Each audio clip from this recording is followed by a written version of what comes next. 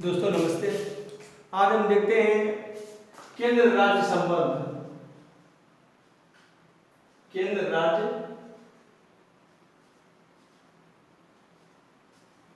ये बीपीएससी या civil services के लिए बहुत महत्वपूर्ण टॉपिक है और इससे बराबर प्रश्न पूछते रहता है मेंस में।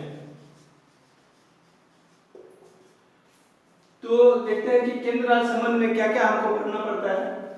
तो केंद्र राज्य संबंध में तीन चीजें आती है: विधायी संबंध, प्रशासनिक संबंध और वित्तीय संबंध। क्योंकि विधायी, प्रशासनिक और वित्तीय क्षेत्रों का बंटवारा किया गया है केंद्र और राज्य के बीच में, लेकिन न्यायिक क्षेत्रों का बंटवारा नहीं किया गया है। न्यायिक क्षेत्र यहाँ पर एकल न्यायिक व्यवस्था की स्थापना किया गया है। तो इस तरह से हम विधायी, प्रशासनिक और वित्तीय संबंध अलग अलग देखेंगे। अभी हम यहाँ विधायी संबंध देखते हैं।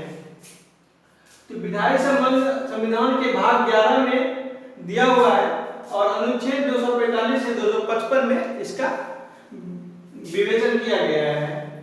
हम विधायी संबंध को चार क्षेत्रों में बांट लेते हैं। पहला है केंद्र राज्य के बीच, केंद्र और राज्य के बीच विधि का क्षेत्रीय विस्तार। जो केंद्र और राज्य, संसद और राज्य विधानमंडल जो कानून बनाता है उसका अलग अलग क्षेत्रीय विस्तार होता है, उसको इसमें देखते हैं। दूसरा है विधायी विषयों का विभाजन, विधायी विषयों का बंटवारा। और तीसरा जो है राज्य क्षेत्र में संसदीय विधान, राज्य के क्षेत्र में जो संसद कानून बनाता है उसका इस पॉइंट में वर्णन करेंगे। और चौथा है राज्य विधानमंडल पर केंद्र का कंट्रोल, जो कंट्रोल करता है केंद्र राज्य पर, उसको हम इसमें देखेंगे। तो पहला हम देखते हैं केंद्र और राज्य के बीच, राज्य के विधि का क्षेत्रीय विस्तार।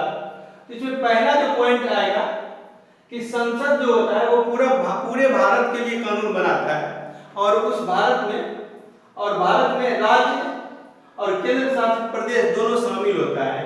तो संसद पूरे भारत पर किसी भी राज्य के लिए, किसी भी केंद्र शासित प्रदेश के लिए कानून बना सकता है। यह अधिकार संसद को संविधान के द्वारा दिया गया है। दूसरा पॉइंट है इसमें कि राज्य विधानमंडल पूरे राज्य और राज्य के किसी क्षेत्र के लिए कानून बना सकता है। जैसे बिहार का विधानमंडल है, बिहार विधानमंडल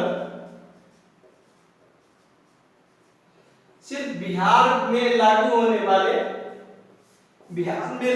वाले कानून को ही बना सकता है। बिहार विधानमंडल का कानून उत्तर प्रदेश में या राज्य लागू नहीं हो सकता है। लेकिन यदि राज्य के बाहर कानून तभी बना सकता है जब राज्य और वस्तु में संबंध हो। यदि राज्य और वस्तु में संबंध होता है तो राज्य का कानून राज्य के बाहर भी लागू किया जा सकता है।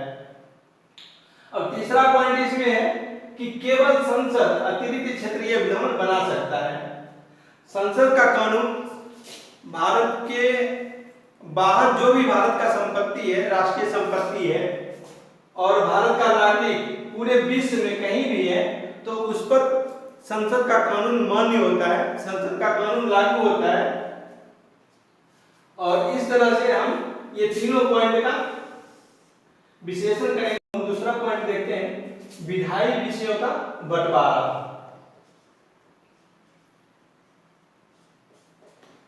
विधायी विषयों का बंटवारा में हम देखते हैं कि संविधान में तीन सूची दिया गया है। तीन सूची दिया गया है संविधान में। सातवीं अनुसूची जो है, इस संविधान में 12 अनुसूची है, उसमें से सातवीं अनुसूची में तीन सूची दिया गया है: संघ सूची, राज्य सूची और संवर्ती सूची।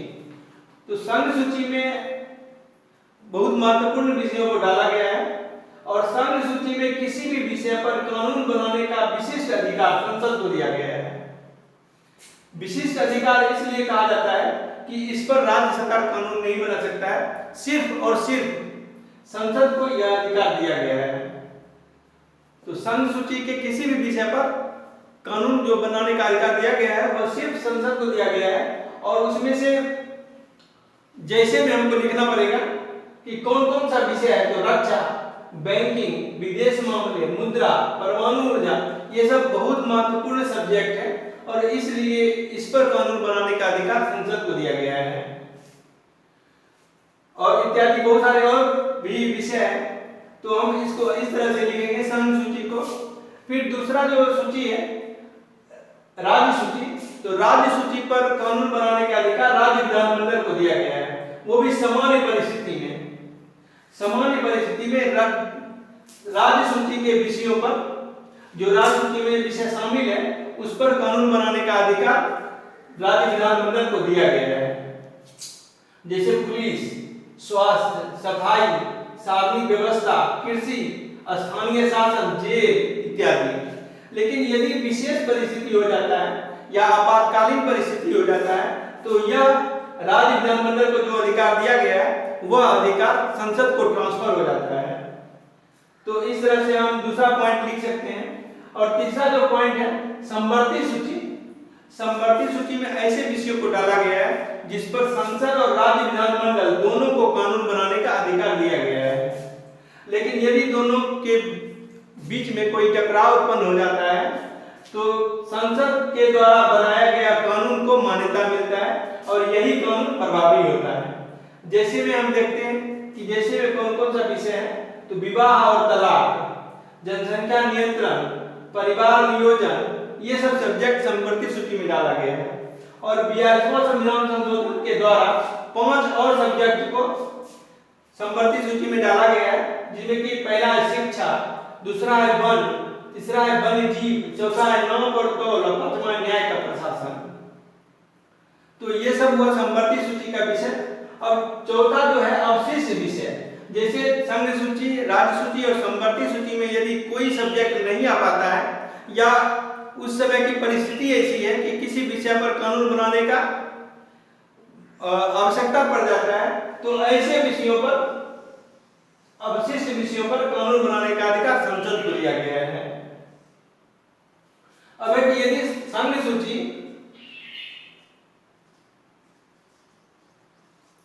व राज्य सूची में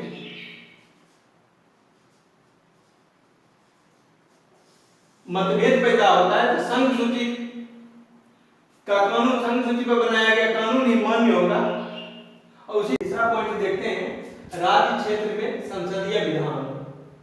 तो इसमें पहला जो है कि संविधान द्वारा संसद को यह शक्ति दिया जाता है कि राज्य सूची के तहत 5 असाधारण परिस्थिति में संसद द्वारा कानून बनाया जा सकता है।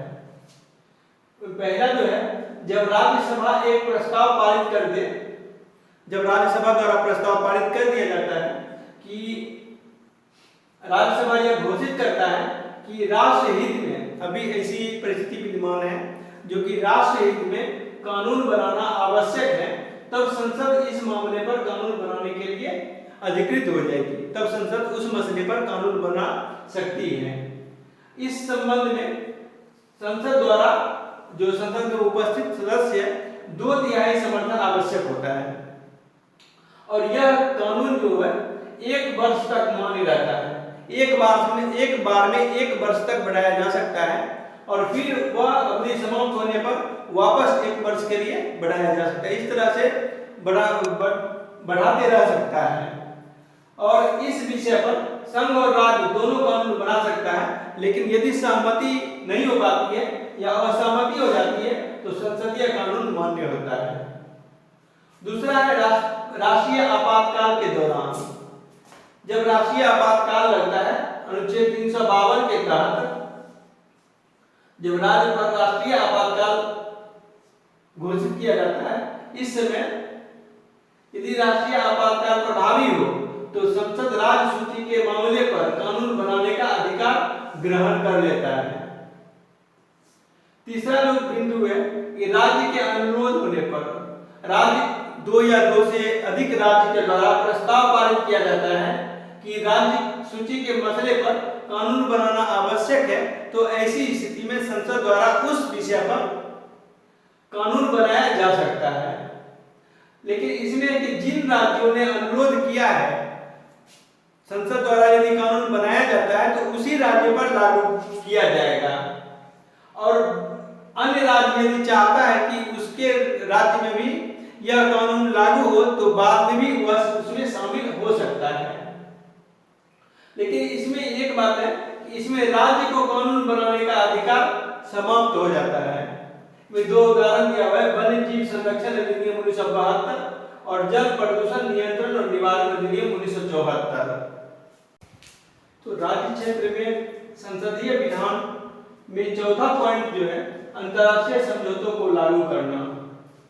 अंतर्राष्ट्रीय समझौतों को लागू करने के लिए संसद राज्य सूची के किसी मामले में अंतर्राष्ट्रीय समझौते के लिए कानून बना सकती है। कोई भी दूसरे देशों से जो समझौता होता है उस समझौता को लागू करने के लिए अपने देश में कानून बनाया जाता है, और वह कानून बनाने के लिए यदि राज्य सूची के अंतर्गत कोई विषय है उस पर कानून बनाना है तो उस पर संसद द्वारा कानून बनाया जा सकता है। यह व्यवस्था केंद्र को अपनी अंतर्राष्ट्रीय प्रतिबद्धता और दायित्व को पूरा करने के लिए योग्य बनाती है।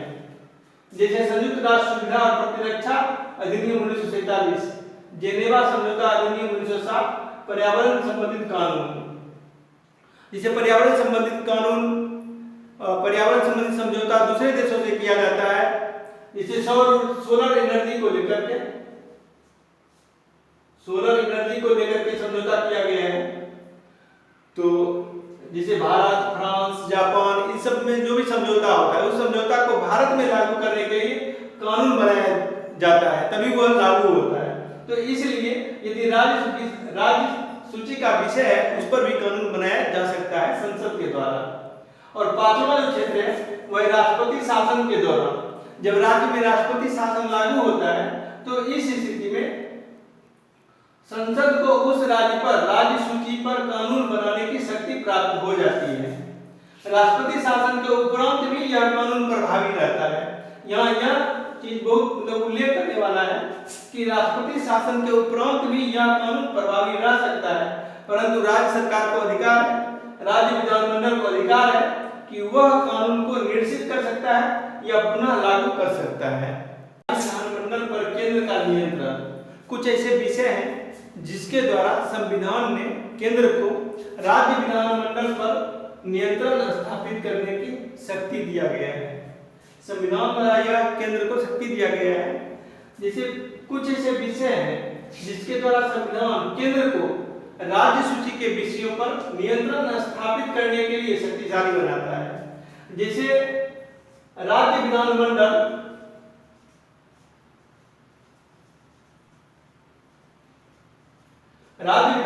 जब विधेयक को पारित करके राज्यपाल के पास भेजता है तो राज्यपाल उस विधेयक को क्या करता है, हस्ताक्षर करने के स्थान पर राष्ट्रपति के हस्ताक्षर के लिए सुरक्षित रख लेता है। इस प्रकार केंद्र का नियंत्रण स्थापित हो जाता है, क्योंकि राष्ट्रपति केंद्रीय मंत्रिपरिषद के सलाह पर काम करता है, प्रधानमंत्री के सलाह पर राष्ट्रपति काम करता है। और जब राज्यपाल विधेयक को राष्ट्रपति के यहाँ भेजता है तो प्रधानमंत्री सलाह देगा राष्ट्रपति को, तभी वह साइन करेगा। इस प्रकार केंद्र का नियंत्रण स्थापित हो जाता है और राष्ट्रपति को इस प्रकार विशेष वीटो प्राप्त हो जाता है। दूसरा पॉइंट है, राज्य सूची के कुछ विषयों से संबंधित विषय को राष्ट्रपति की पूर्व स्वीकृति पर ही लाया जा सकता है। जो राज्य में अगर विधेयक राज्य विधानमंडल में प्रस्ताव पारित करने के लिए लाया जाता है, विधेयक को प्रस्तुत किया जाता है, तो राष्ट्रपति की पूर्व स्वीकृति आवश्यक होती है। जैसे व्यापार और वाणिज्य की स्वतंत्रता पर प्रतिबंध लगाने से संबंधित विधेयक। यह विधेयक जब राज्य विधानमंडल में प्रस्तुत किया जाता है तो उससे पहले राष्ट्रपति का हस्ताक्षर होना जरूरी होता है। इस तरह केंद्र का नियंत्रण यहाँ भी स्थापित हो जाता है। तीसरा पॉइंट है, राष्ट्रपति राज्य विधानमंडल द्वारा पारित धन या वित्त विधेयक को वित्तीय आपातकाल के दौरान सुरक्षित रखने का निर्देश दे सकता है।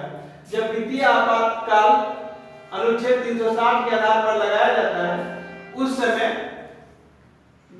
देश में जितनी भी धनराशि व्यय की जाएगी वह केंद्र के नियंत्रण में व्यय की जाएगी।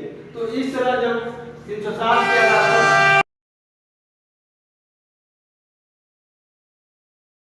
तीसरा पॉइंट है राष्ट्रपति राज्य विधानमंडल द्वारा पारित धन या वित्त विधेयकों को वित्तीय आपातकाल के दौरान सुरक्षित रखने का निर्देश दे सकता है। तो वित्तीय आपातकाल जो होता है अनुच्छेद 360 के आधार पर लगाया जाता है। जब वित्तीय संकट काल आता है या संभावना होता है कि वित्तीय संकट काल की स्थिति उत्पन्न हो सकती है, तो उस समय अनुच्छेद 360 के आधार पर वित्तीय आपातकाल लगाया जा सकता है, जो कि भारत में अभी तक नहीं लगाया गया है। लेकिन जब भी ऐसी परिस्थिति होगी और उस समय राज्य विधानमंडल द्वारा धन या वित्त विधेयक को पारित किया जाएगा, तो यह वित्तीय आपातकाल के दौरान राष्ट्रपति द्वारा सुरक्षित रखने का निर्देश दे दिया जाएगा। इस तरह आप विधायी संबंध अब देख लिए। तो विधायी संबंध में हम एक बात देखें कि केंद्र को शक्तिशाली अधिक शक्तिशाली बनाता है। जो भी पॉइंट था सभी पॉइंट से ये निष्कर्ष निकल के आता है कि विधायी संबंध में केंद्र अधिक शक्तिशाली बन जाता है। और जब हम केंद्र राज्य संबंध की बात करेंगे तो सरकारिया आयोग या पंछी आयोग, इसका जिक्र जरूर करना चाहिए, जिसके कारण इससे क्या होता है कि मार्किंग क्वेश्चन हो जाता है, आंसर मार्किंग हो जाता है और अच्छे नंबर मिलते हैं। तो सरकारिया आयोग ने भी कहा है कि यदि केंद्र और राज्य के बीच जो मतभेद उत्पन्न होते हैं उसे समाप्त करना है तो केंद्र को अधिक शक्तिशाली बनाना जरूरी है, और केंद्र और राज्य के बीच सौहार्दपूर्ण संबंध यदि स्थापित करना है तो केंद्र को शक्तिशाली बनाना आवश्यक है। इस तरह से हम विधायी संबंध को देख लिए हैं। आप इसको अच्छे से 2-3 बार वीडियो को देखेंगे तब आपको ये चीज समझ में आएगी, और यह मेंस के दृष्टिकोण से बहुत महत्वपूर्ण क्वेश्चन रहता है। Thank you. यदि आपको वीडियो पसंद आए तो उसे लाइक कीजिए, सब्सक्राइब कीजिए चैनल को, और कोई आपको टॉपिक लगे कि उस पर वीडियो बनाना जरूरी है